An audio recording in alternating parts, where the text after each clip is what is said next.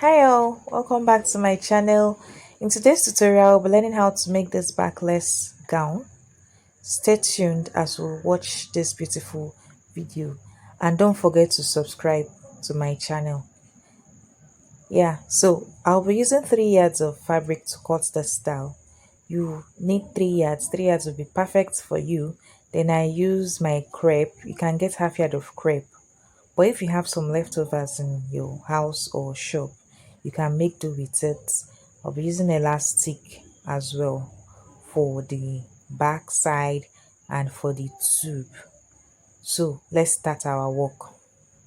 All you have to do for this is to fold your fabric into a triangular form to cut out your flare as usual. That's for those that are very familiar with cutting flare, and if you are not familiar, please continue watching this video. For you to get your triangular flare, look at hold the tip the way I'm doing it, then you fold triangularly this way. So this is how to get triangular flare, and it can be used for gowns or thereabouts if you don't want your flare so full. I guess that's why it's called triangular flare anyway, and not 360-degree flare. So here I'm done folding it. The next I'm going to do is to mark about 9 inches.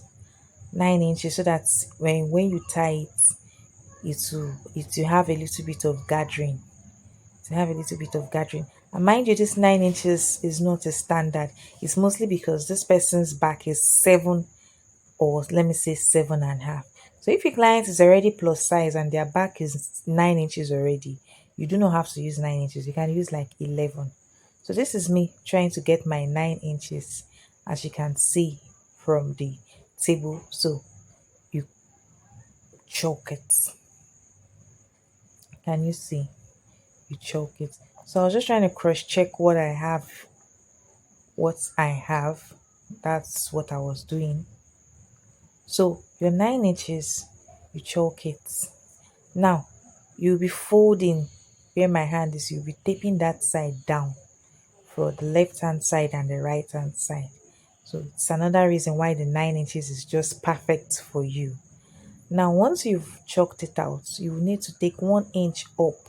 This 1 inch up is for this allowance. You know, when you cut 9 inches, you still have to fold where the rope is going to pass through. So you extend it by 1 inch so that it will not reduce your measurements. Now once you've done that, the next you're going to work with is the length of the gown. The length of the gown I'm working with here is 34.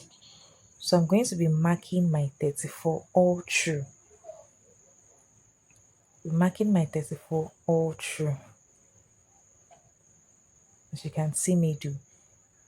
Take note, it is from the second line I am marking it. That is the said 9 inches I marked, because the 1 inch I took upward is for my folding. It's for my folding where the rope will pass through. Please take note of that. So now I'm marking the 34 inches all through. I'm marking the 34 inches all through. Now this process can be used for blouses too. That is for if you have customers that wear blouse. If you have customers that want it for just a blouse, or if it is for a very long gown, this is just perfect method to do. So I was marking here, and after marking, of course, I'm just going to cut through the down and then the upper side. Now this same process is what will be repeated for the back. The only difference is that the back is going to be low. You know, just like when you're cutting a basic outfit, the back is low. If the neckline is low, there wouldn't be so much difference. So that's just what will be done here. This method, you cut the front and the back. So here is what I meant by you fold in twos, because the rope is going to pass through. That was the reason for the extra 1 inch allowance. I believe you understood and you understand it to this part. So I cut the back as well off camera. So I've cut the front and the back neckline, and the back rather. So after doing this, the next thing we're going to do is to reduce the back length. I'll be reducing the back length to achieve the style on its own. So depending on your customer, on how low they want the back to be, you can use the half length to cut it out because there's no back. There is no sewing at all. The back is very exposed. So this client half length is 14. So I marked 14. I chalked 14. As you can see, I chalked 14. So you can cut it off, which I was about doing, but then I realized that I also need half an inch, 1 inch allowance upwards too, so that when I fold where my elastic would be, I'll arrive at that exact 14. You can go higher depending on your client's measurements. So this is what to do, and it's just so simple.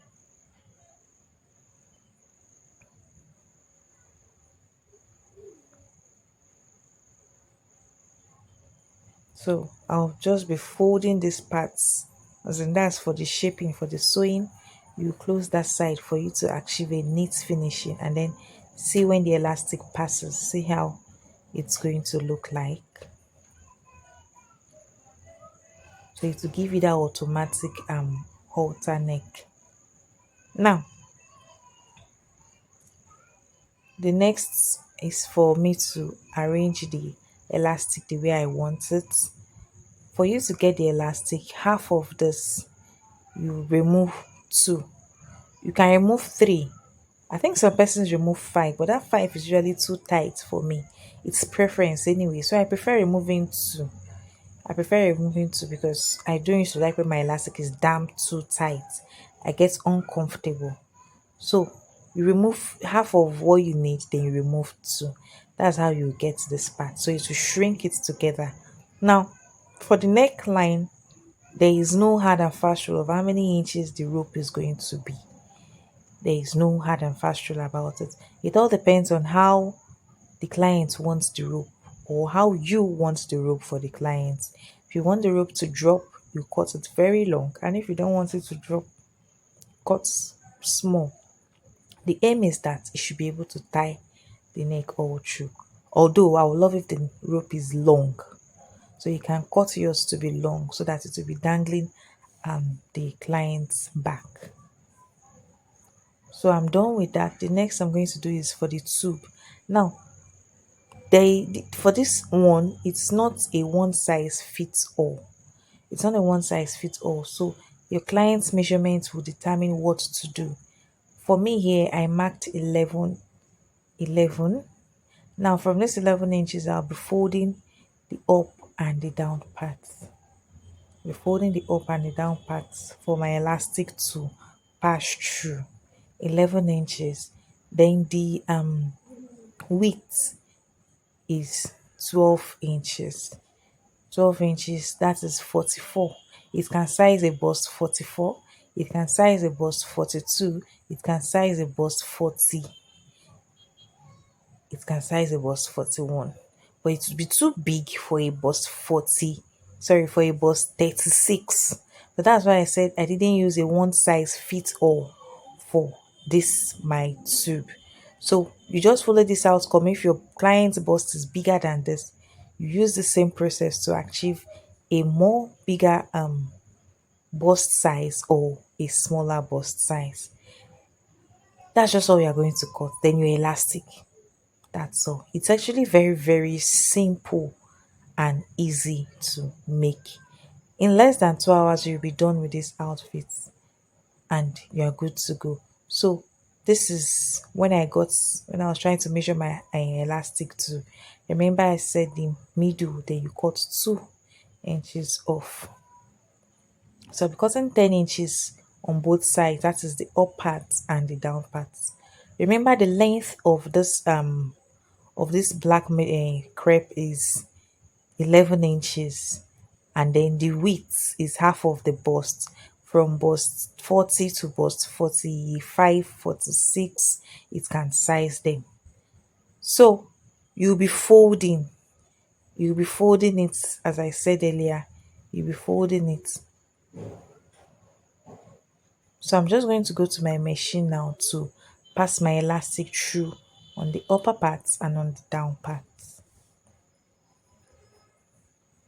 So here we are. I've passed my elastic on the upper part and on the down part. So once you've done that, you are going to attach it to your outfit. You'll be attaching it to your outfit. So the thing is, you are not going to be attaching it to the neckline, but you will come down by 4 inches. You come down by 4 inches. I'm just going to chalk it out for us to see.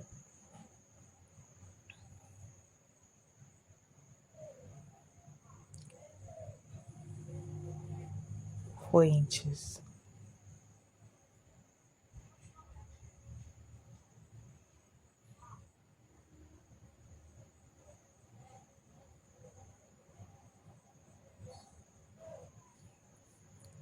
So once you've come down by 4 inches, you're going to sew your tube from that 4 inches.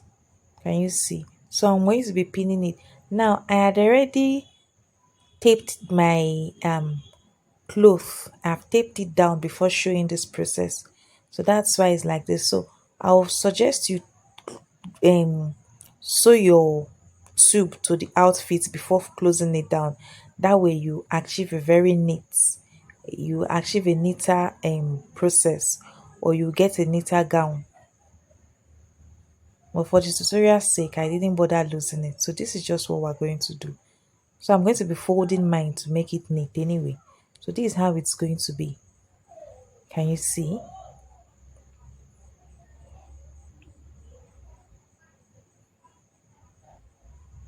Now for the elastic part, I've taped it. So I'll be passing the elastic through as well, and the rope off camera, and come back to show you all.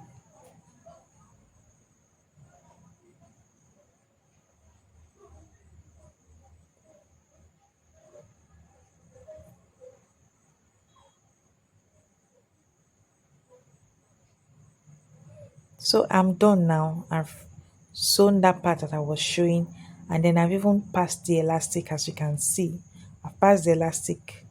What's next for me to do is to attach the rope to the neckline.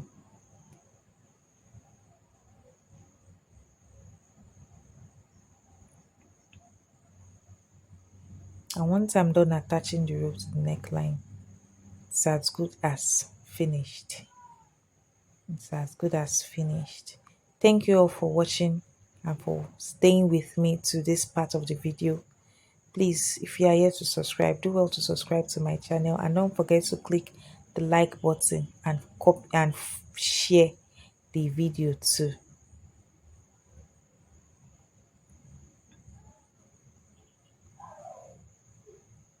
So you can see it's already making sense right from the table. It's already making a whole lot of sense. And see how the tube is looking. Can you see? So nobody would know that there is an inbuilt tube. Can you see how beautiful the tube is? Yes. So would you be trying it out, and would you let me know when you try it out? Thank you. Stay tuned for the next video. Bye.